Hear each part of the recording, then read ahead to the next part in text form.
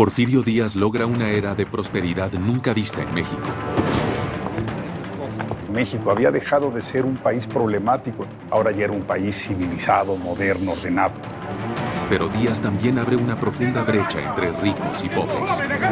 Este proceso lo que hace que existan también desequilibrios entre las clases sociales. Para muchos, es un defensor de la patria. A Porfirio Díaz se le va a considerar como un héroe nacional.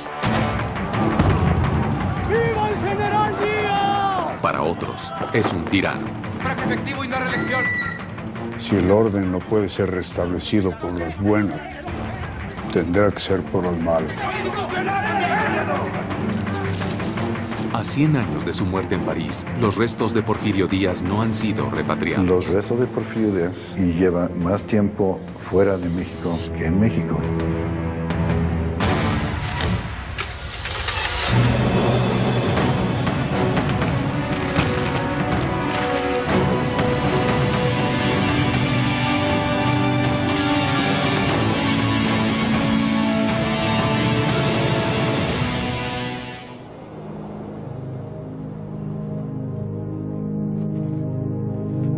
Padre, Figlio y Spiriti Santi. Amén. Sino que para el alma y el cuerpo de medicina, que vives y reinas, Dios Padre, con los siglos de los siglos. Amén. Cuando muere mi bisabuelo, el 2 de julio de 1915, muere acompañado exclusivamente de su familia más íntima. No están presentes las autoridades mexicanas en ninguna forma. In nomine Padre, Figlio y Spiriti Santi. In nomine Padre, Spiriti Santi. El cuerpo de nuestro Señor Jesucristo, guárdela. En nombre Padre, Figlio y Spiriti Santi. En nombre Padre, Figlio y Spiriti Santi. Cuando sentía que sus últimos años estaban próximos, siempre expresó su deseo de regresar a México y de ser enterrado junto con su madre en la iglesia de la Soledad en Oaxaca. En nombre Padre, Figlio y Spiriti Santi. Amén. Amén.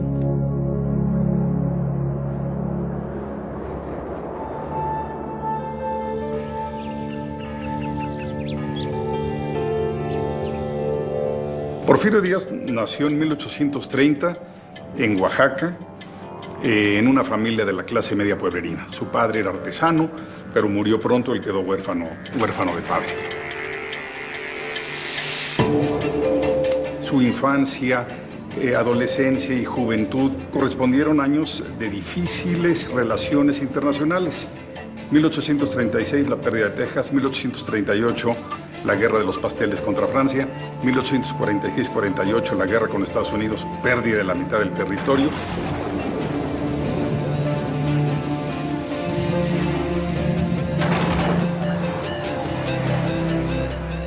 Derivado de inquietudes sobre los marcos legales en el país, va a inscribirse en el Instituto de Artes y Ciencias de Oaxaca para cursar la carrera de leyes, combinando esto con incursionar en el terreno de la guerra, donde va a enfrentar al ejército francés.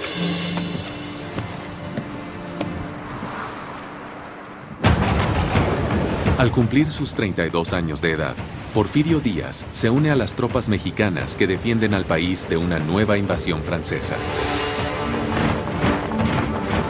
El ejército francés era el mejor del mundo. Para el ejército mexicano, por tanto, la estrategia fue estrictamente defensiva.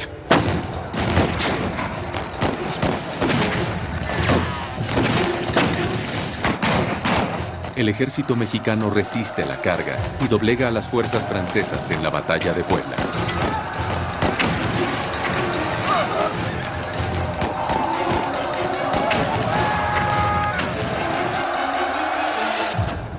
General Díaz, Coronel González. Son las órdenes del general Zaragoza. Díaz fue subordinado del general Zaragoza. La estrategia de Zaragoza era defender la situación militar. No tenía intención de atacar. El ejército francés pierde la batalla y Zaragoza ordena la retirada de sus tropas. El general se equivoca. No es momento de retirarse, es momento de atacar. Pero los franceses ya están huyendo, general. Por eso, hay que asegurarnos de que no den marcha atrás. Al ver los franceses huir, Porfirio Díaz decidió perseguirlos.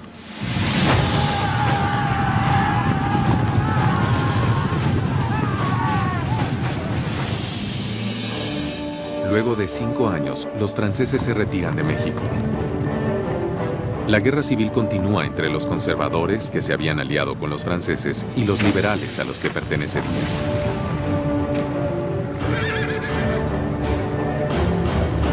El 2 de abril de 1867, las tropas del general Díaz finalmente resultan victoriosas. A Porfirio Díaz, después de la batalla del 2 de abril, se le va a considerar como un héroe nacional. ¡Viva el general Díaz! ¡Viva el general Díaz! ¡Viva!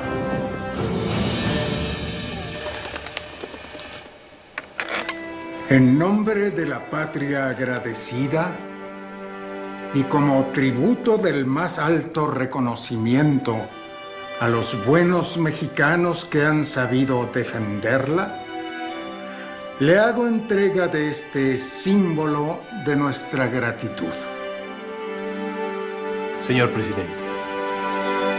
Juárez mismo determina que Díaz es el hombre que, en aras del proyecto republicano, ha brindado servicios muy destacados y que esos servicios destacados pues lo llevan a dos referentes: ser un defensor de las instituciones y un hombre leal y obediente a las órdenes del presidente.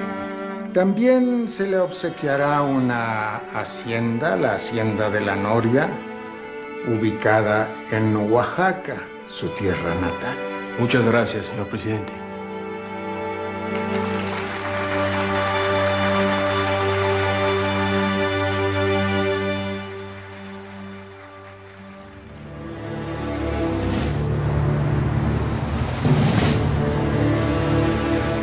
Lamento su pérdida, doña Carmen. Pero Porfirio Díaz es persona non grata en México. Cuando ocurre el deceso de mi bisabuelo, Carmelita y la familia que vivía con él en Francia deciden que el cadáver eventualmente tendrá que ser repatriado a México. Mi marido tiene derecho de regresar al país que él construyó. Era una época de mucho desorden. Estaba la revolución en su apogeo.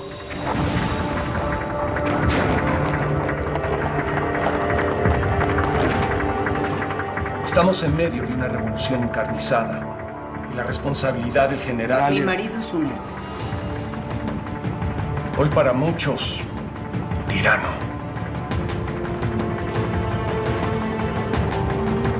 En virtud de que en México las cosas siguen muy revueltas, no hay manera de que la autoridad mexicana acceda a esta petición por parte de Carmelita.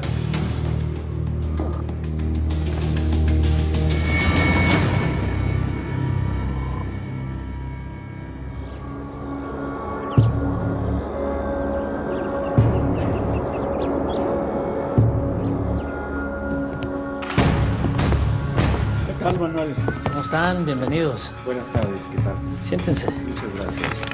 El general está por llegar. Porfirio Díaz tenía la ambición de ser presidente de México. Lo intentó en una ocasión. Señores, ¿qué tal el camino? Bien, mi general. Después, digamos, de la intervención francesa, Díaz intentó llegar a la presidencia mediante elecciones. Díaz se presenta como candidato presidencial en 1868 y en 1871. En ambas ocasiones fue vencido por Benito Juárez. A partir de esas dos experiencias fallidas, Porfirio Díaz va a despreciar, a no creer, a no confiar en los procesos electorales. Señor presidente. Muchas felicidades. Señor presidente, muchas felicidades. Juárez y Díaz eran caras de la misma moneda.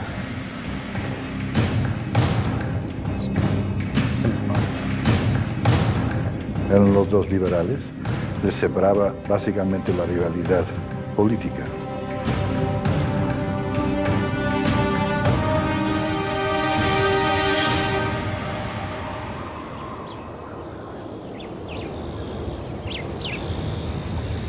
El país se está yendo a la ruina.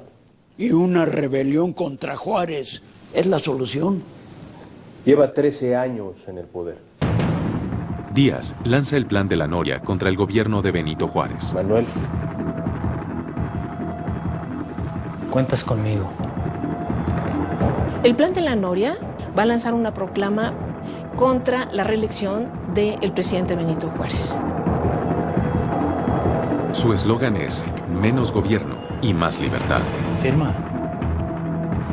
Si no, se va a quedar para siempre. El objetivo de la rebelión de la Noria era luchar a favor de la Constitución, fundamentalmente combatir el último intento de Benito Juárez por reelegirse. Refiere a la aspiración del general Porfirio Díaz, quien desde el triunfo de la República aspiró a la primera magistratura del país.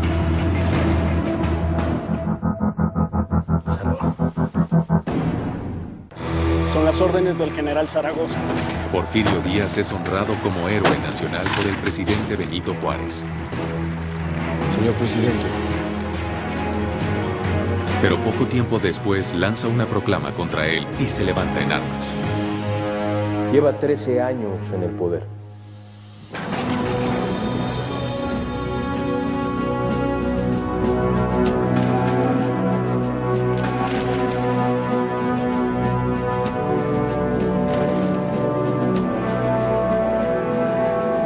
Benito Juárez fue reelecto en 1871, pero murió en 1872.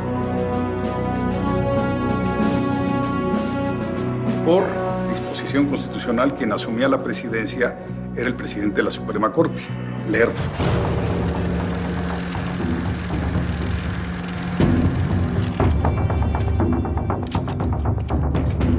Porfirio Díaz estaba convencido de dos cosas. Uno, de que Lerdo no llenaba los zapatos de Juárez, que no tenía la capacidad de liderazgo, de suplir a ese jefe del grupo liberal como había sido Juárez. Segundo, le parecía una presidencia muy ideologizada, muy jacobina y necesariamente conflictiva. Contra eso es contra lo que se levanta Díaz. El que Díaz llegara al poder mediante una rebelión armada no era inusual en el siglo XIX. Casi todos los presidentes o muchos presidentes habían llegado de esa forma. La Noria fue una rebelión fallida. La rebelión de Tuxtepec fue triunfante. Después de años de batalla, el 16 de noviembre de 1876, Porfirio Díaz llega a la presidencia de México. Protesto desempeñar leal y patrióticamente el cargo de presidente de los Estados Unidos mexicanos.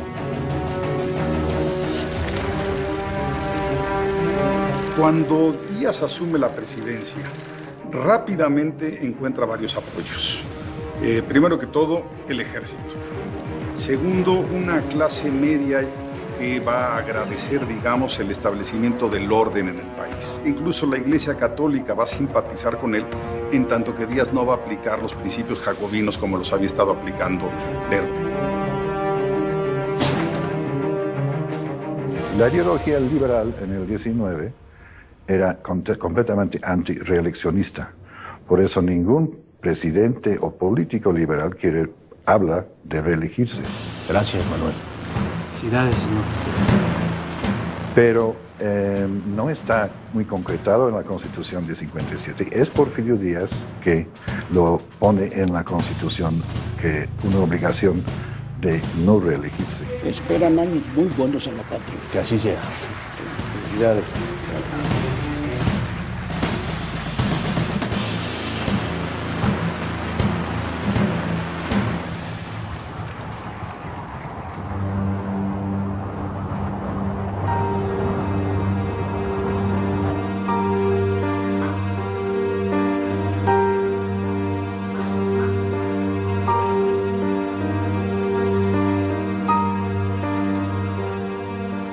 Porfirio Díaz había expresado su deseo de ser enterrado junto con su madre en la iglesia de la Soledad en Oaxaca.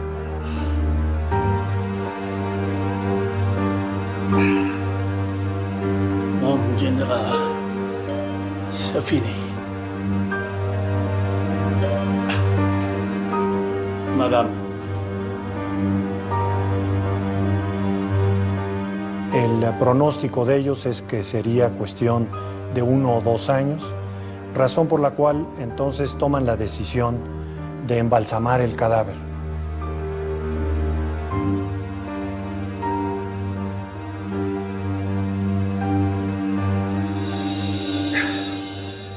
Lo embalsaman de acuerdo a la técnica de aquella época, que es a base de formol.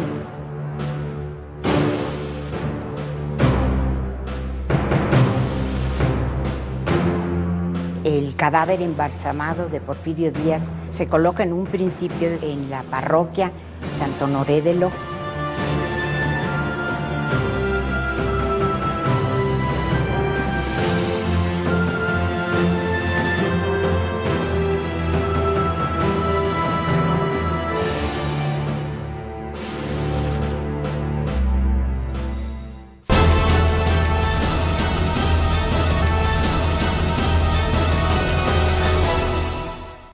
Lleva 13 años en el poder. Porfirio Díaz lidera sendas rebeliones contra las reelecciones de Benito Juárez y Lerdo de Tejada. Porfirio Díaz tenía la ambición de ser presidente de México y lo logró a través del plan de Tuxtepec. El cargo de presidente de los Estados Unidos mexicanos. Cuando finalmente derroca a Lerdo y asume el poder, una de sus primeras decisiones como presidente es prohibir la reelección inmediata. Esperan años muy buenos a la patria. Que así sea.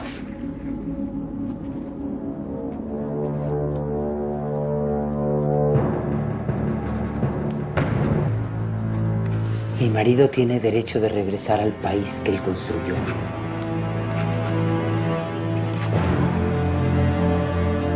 Después de que transcurren 7 años y el cadáver en Santo Honoré de Liu está expuesto a la vista de todo el público que quiera ir a visitarlo, se empieza a observar que es necesario que su cadáver tenga un tratamiento más definitivo. ¡Luz! ¡Córrele! ¡Te voy a ganar!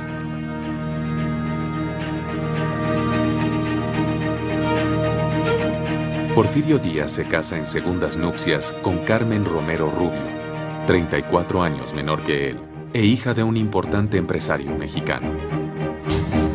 Manuel Romero Rubio es el padre de la segunda esposa de Porfirio Díaz.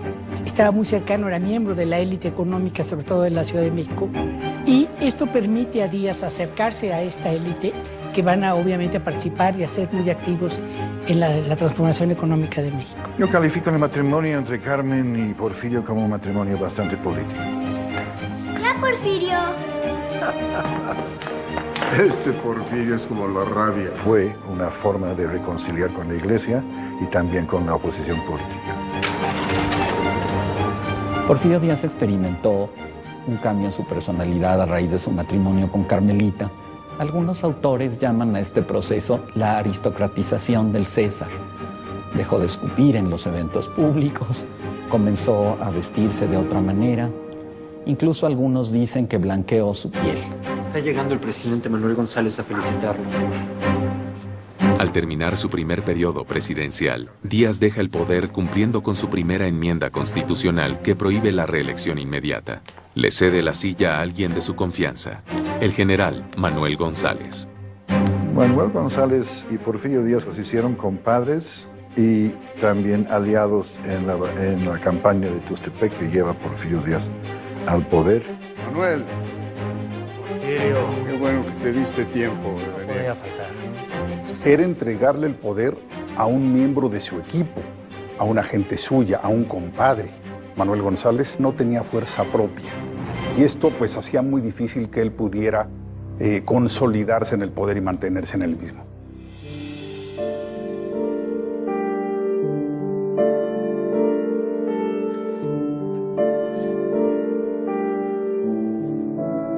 Se dan cuenta de que no va a ser posible la repatriación como se había pensado originalmente.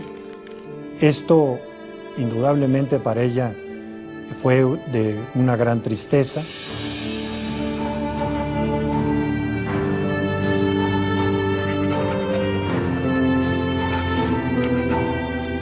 ¿Cómo negárselo a un hombre que dedicó su vida a la patria?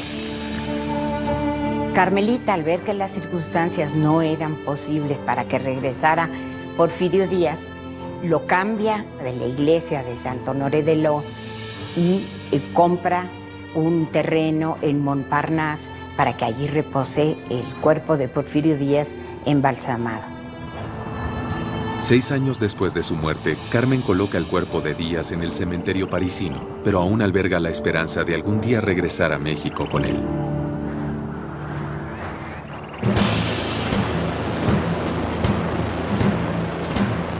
En 1884, después de los 4 años del gobierno de Manuel González, Díaz es reelecto a la presidencia. A Porfirio Díaz siempre le gustó, le interesó gobernar cumpliendo con la ley. Por lo tanto, cuando quiere regresar al poder, tiene que enmendar la Constitución y permitir una reelección no inmediata. Por eso tiene que llegar, digamos, el interregno de Manuel González. Al finalizar su segundo periodo, se acerca de nuevo el momento de entregar la presidencia. A ver, señores, ¿para qué me querían ver? Es tiempo de elecciones. Necesitamos elegir a su sucesor, señor presidente. ¿Para qué un sucesor? Me quedo yo. Pero es anticonstitucional, señor presidente. Cambiemos la Constitución. Luego hay una segunda enmienda para permitir una reelección inmediata y luego hay una tercera enmienda para permitir la reelección indefinida. El porfiriato es el régimen más personalista de la historia de México.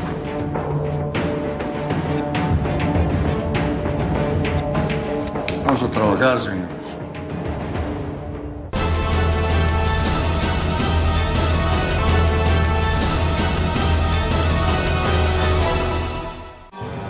Porfirio Díaz regresa a la presidencia después del periodo de Manuel González. Necesitamos elegir a su sucesor, señor presidente. Esta vez no muestra intenciones de traspasar el poder.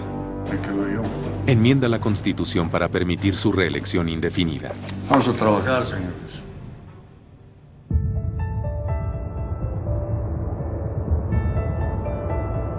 Carmelita regresa a México sin el cadáver de Porfirio Díaz. Doña Carmen, por favor, permítame. Después de casi 23 años en el exilio en Francia, Carmen Romero Rubio, quien fuese primera dama de México, regresa al país. Hermanita. Hermanita linda. Carmelita consigue regresar a México en 1934. Doña Carmelita. Vivió primero con una familia de amistades. Qué gusto tenerla de regreso en México. Gracias, qué amable. Doña Carmen, ¿puedo hacerle unas preguntas? ¿Qué se siente regresar a su país? Yo nunca me he alejado de México. ¿Y cuáles son sus planes para su estancia en México? Lo que no le permitieron a mi esposo, descansar. Una vez que ella se instala en su casa, su vida se concentra primordialmente en su familia, continúa con sus obras de caridad y algunas actividades de tipo social.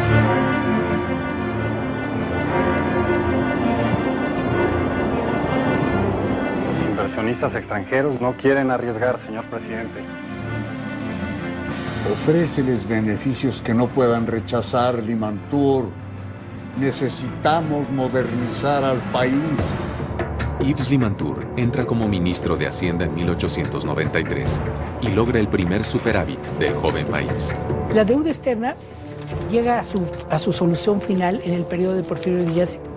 Esta fue la puerta para la apertura de los préstamos internacionales que le van a dar a Díaz y que van a ser el principal sustento del sistema financiero.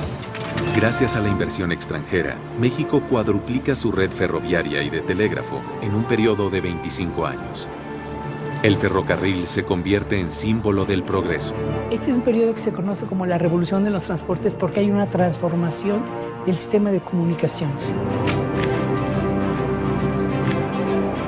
Durante el Porfiriato el país tiene una gran modernización y entonces surgen nuevas clases sociales.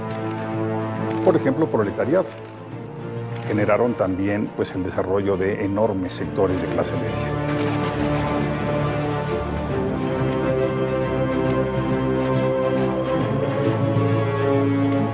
Y es este proceso de modernización que logra Díaz lo que hace que existan también desequilibrios entre las clases sociales.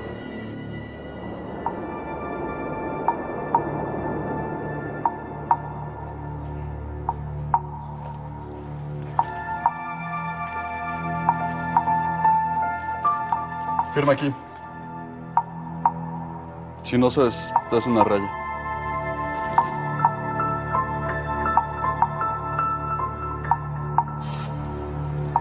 Los hacendados, sobre todo, para manejar a sus peones, a los que pertenecían a la hacienda, o incluso los trabajadores obreros en las fábricas, era pagarles con vales que ellos intercambiaban en la tienda, digamos, de la hacienda o la tienda de la fábrica cercana, o en especie, también se les pagaba en especie, ¿no? ¿Solo una? Necesito comida. No hay más. Firma aquí. Eran largas jornadas de 12 horas, no estaba reglamentado en sí su trabajo y tampoco tenían grandes beneficios o prestaciones, únicamente una tienda de raya que no funcionaba como los obreros hubieran querido. Nombre. Eleazar Gómez. La tienda de raya era un almacén. Generalmente, digo, si no era el dueño, el hacendado o el que manejaba la tienda. Entonces la tienda lo que proveía era de alimentos, de vestido, de calzado. Las condiciones para los obreros de Río Blanco no contemplaban ningún beneficio o derecho como actualmente los conocemos. Eran condiciones infrahumanas. El gran círculo de obreros libres. Unámonos para que podamos hacer frente al burgués que nos explota. Estas clases nuevas tenían nuevas demandas. Demandas laborales, derecho de huelga, sindicalización. Y al tirano que nos vende. Guerra, muerte a la tiranía.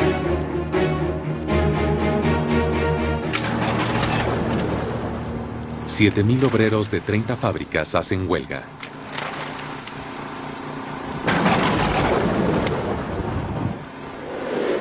Este es el laudo presidencial. Los trabajadores deben regresar inmediatamente a las fábricas, pero, por supuesto, habrá mejoras sustanciales en las condiciones laborales.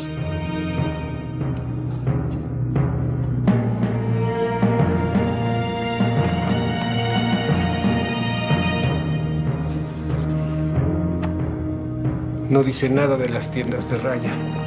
Los trabajadores exigimos que se regularicen. Ambos lados deben ceder. Esa huelga termina aquí. El arbitraje de Díaz en Río Blanco tiene claroscuros. No era la intención de Díaz, ni fue completamente en contra de los obreros, pero así lo recibieron ellos.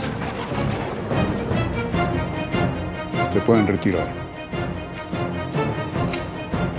Díaz no tomó en cuenta a la clase obrera en su gobierno porque apenas comenzaba a formarse. Y cuando se formó, Díaz era ya muy anciano para poder entender cuáles eran sus expectativas y sus esperanzas. ¡A la tienda de raya! ¡Vamos! ¡Vamos, pues! ¿Qué están haciendo? ¡Tomen, agarren lo que quieran! El problema de Río Blanco fue justamente el asalto a ciertas tiendas de raya y que secuestraron, digamos, los bienes y las propiedades de comerciantes.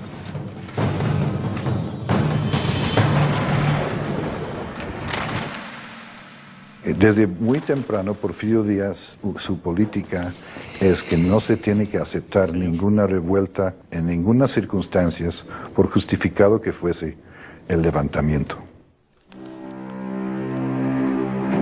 Los trabajadores se están yendo en contra del laudo presidencial. Esto es inadmisible. Así es, señor presidente. Eso es un desafío directo contra el gobierno. Díaz y Limantú favorecen al capital extranjero y a los empresarios, porque ese es el sustento del proyecto porfiriano.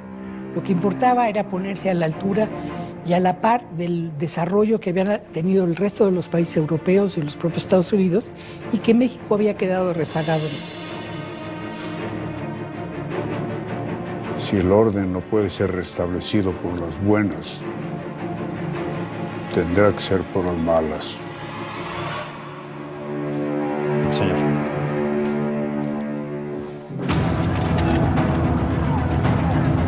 Los éxitos económicos del gobierno de Díaz no benefician al grueso de la población que aún padece hambre. El resentimiento social se agudiza y estallan huelgas por todo el país.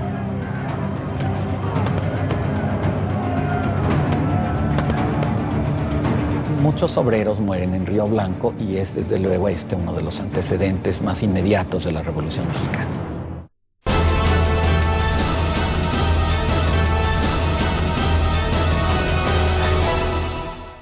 Ambos lados deben ceder. Durante el porfiriato, la nueva clase trabajadora va a la huelga y el presidente Díaz envía al ejército a controlar la situación. Muchos obreros mueren. Tendrá que ser por las malas. Y el enojo solo se incrementa.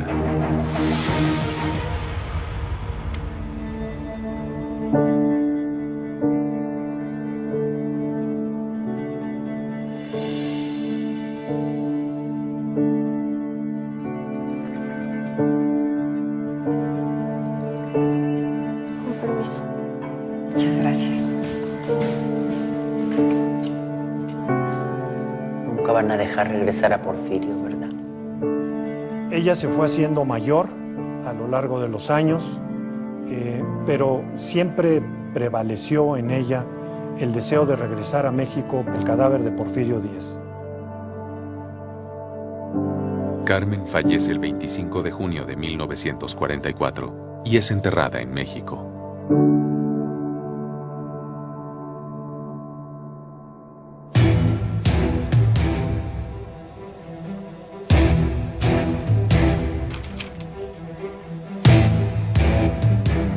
Para principios del siglo XX, Porfirio Díaz no tenía nada que ofrecer ante la problemática de las clases sociales modernas de los trabajadores. Desde el punto de vista político, pues por supuesto tiene sus costos, sobre todo en los momentos en que se recrudece la oposición o la crítica al sistema.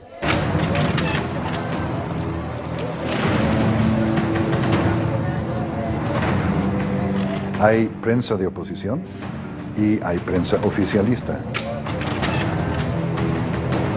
Acosan a periodistas. Hubo una parte de la cárcel en la Ciudad de México, la cárcel de Belén, que era especialista y reservado para los periodistas. Si uno ve la prensa de los primeros años, es una prensa bastante más crítica que la que va a seguir después cuando se aplica la ley para la represión y el control sobre la oposición. La estrategia mediática del porfiriato da un giro inesperado cuando en 1908 Díaz concede una entrevista histórica. El objetivo de Porfirio Díaz, sin lugar a dudas, era reconciliarse con Estados Unidos. En Estados Unidos nunca se contempló un tercer periodo presidencial y Porfirio Díaz quería justificar que él iba ya por la sexta o séptima presidencia. Mr. Krillman, trabajamos en el jardín. Señor presidente, le agradezco la generosa oportunidad para Pearson's Magazine. Por eso la entrevista se concede a este periodista y por eso se publica primero en la Pearson's Magazine. Usted ha gobernado México para 27 años. Sin embargo, asegura creer en la democracia. Yo creo que la democracia es la forma justa de gobierno, pero lamentablemente solo funciona en países altamente desarrollados. Lo que quiere hacer con esta entrevista es demostrar al gobierno norteamericano que por un lado que tiene el control todavía en el país y por otro lado que es capaz de reformar el sistema. Sin ofender, General Díaz, ¿cómo determina cuándo México está suficientemente desarrollado para la democracia? Mire, Mr. Krillman, Yo he esperado pacientemente a que México estuviera preparado. Creo que el momento ha llegado ya. Yo me retiraré del poder en el preciso momento en que mi actual gobierno haya terminado y no serviré de nuevo. A raíz de la entrevista con Krillman, despierta el deseo de un cambio y comienzan las especulaciones sobre la sucesión de 1910. La entrevista de Krillman alborota la caballada. Hay muchas preguntas después de Porfirio, muchos libros que se escriben, con mucho comentario en la prensa, mucha organización política, clubes políticos, y también corren rumores en el extranjero de que pues, se va Porfirio Díaz y el sistema o las finanzas mexicanas se van a cambiar. Francisco Madero gana popularidad en el foro del debate político. Se comienza a perfilar como candidato presidencial. Francisco Madero pertenece a una familia de las más ricas en México. Es hacendado, educado en California y en París. Madero es un porfirista, pero salta a la escena política con la publicación de su libro acerca de la sucesión presidencial. El libro de la sucesión presidencial se refiere a la no reelección y al abuso de las reelecciones. Se rumora que Madero va a ganar las elecciones. Tanta especulación está desmoronando al país. No estamos listos. No estamos listos para una transición.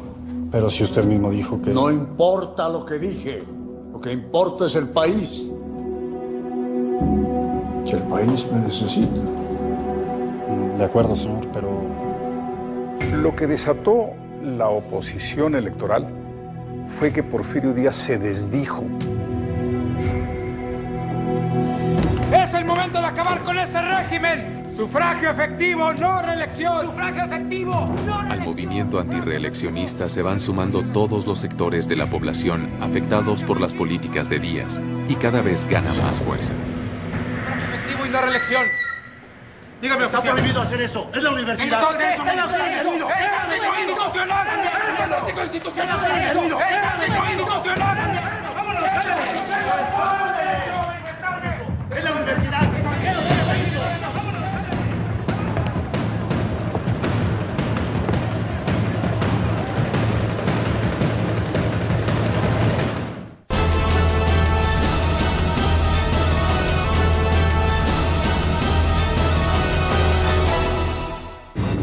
Usted ha gobernado México para 27 años.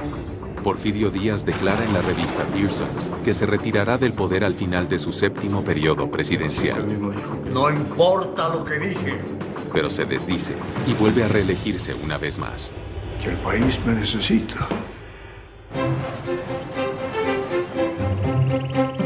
En 1910 se cumplen 100 años de la independencia de México. Díaz pretende marcar la culminación de su gobierno con las celebraciones y no repara en gastos. Lo que manda Díaz a construir en los fiestas de centenario de 1910 son los monumentos más importantes de México: el Ángel de la Independencia, el Hemiciclo a Juárez, entre muchos más, entre manicomios, entre hospitales, entre escuelas, parques.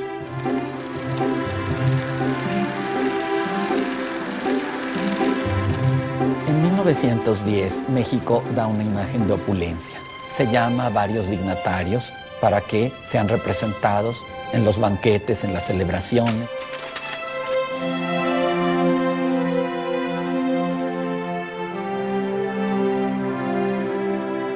Con permiso. Gracias. Su Excelencia, el embajador de Estados Unidos, Henry Lane Wilson, y su esposa. Señor embajador, qué gusto verlo por aquí. Fueron unas celebraciones muy elitistas, muy vinculadas al aparato diplomático. Vinieron representantes especiales de prácticamente todos los países. Es la fiesta del siglo. Encantado de tenerlos aquí. Era un reconocimiento a México. Había dejado de ser un país problemático en términos internacionales. Ahora ya era un país civilizado, moderno, ordenado. Don Porfirio, ¿me permite? Jaime. Madero hizo un llamado a las armas en el norte.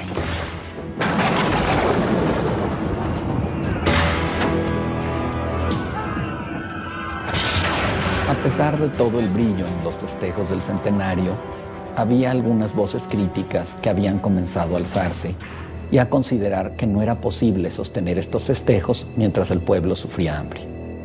Alista el ejército. El llamado de Madero a las armas es muy enigmático porque él era un empresario. Él era un hombre de las clases altas. Él era un pacifista. La relación de Madero con la guerra corresponde a esta generación de jóvenes que transitaron por la paz y dejaron en el olvido los enormes costos que había representado la guerra durante todo el siglo XIX.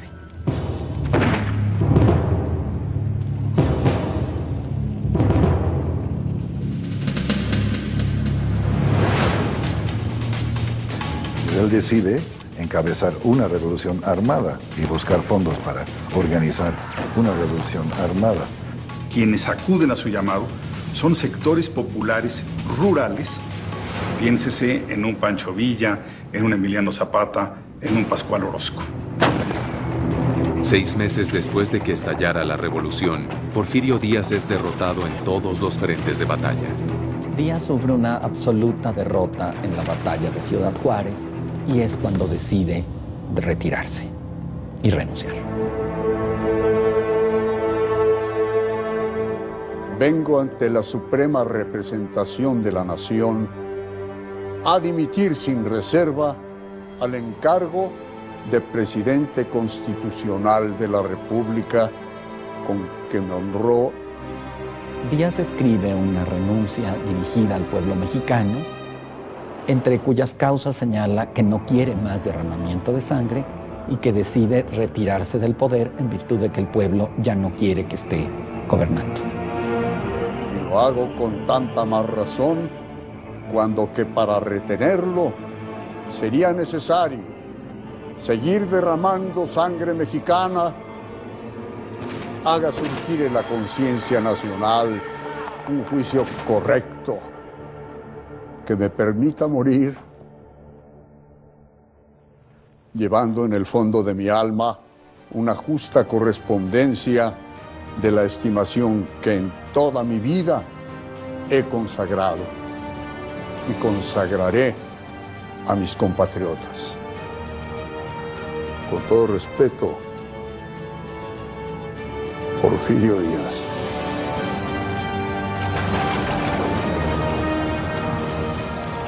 La salida de Porfirio Díaz de Veracruz no es la de un dictador derrocado. Lo acompañan con 21 cañonazos, se toca el himno nacional.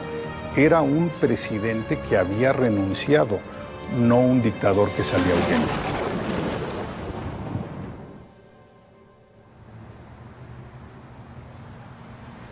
A los 4 años de haber renunciado a la presidencia de México, Porfirio Díaz muere en el exilio a sus 85 años de edad.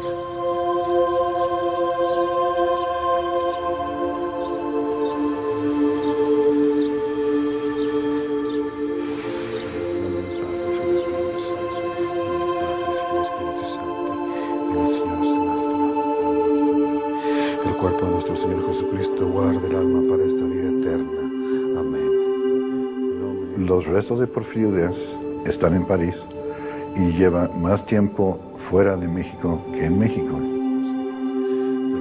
Porfirio Díaz fue presidente durante 27 años y un experto militar que defendió a su patria. Debe de regresar con los honores que el gobierno dignamente le dé y el pueblo lo solicite. La repatriación de los restos de Díaz a México sigue causando una honda polémica. Se han incluso derribado estatuas de Díaz que no han llegado a inaugurarse.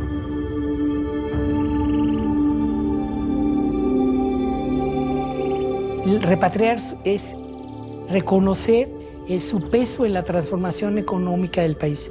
Claro que como cualquier transformación económica afectó a muchos y obviamente favoreció a muy pocos.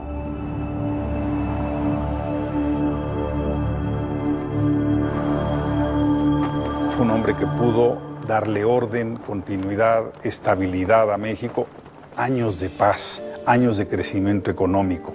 Lo que no tuvo Porfirio Díaz fue modernización política. Al contrario, confió en un modelo personalista. Cuando esa persona, Porfirio Díaz, envejeció, el sistema se vino abajo.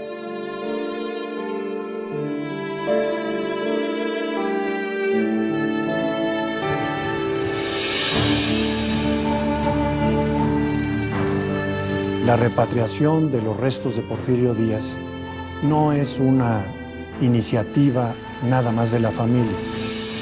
Este es un tema que corresponde a las autoridades mexicanas y a los mexicanos.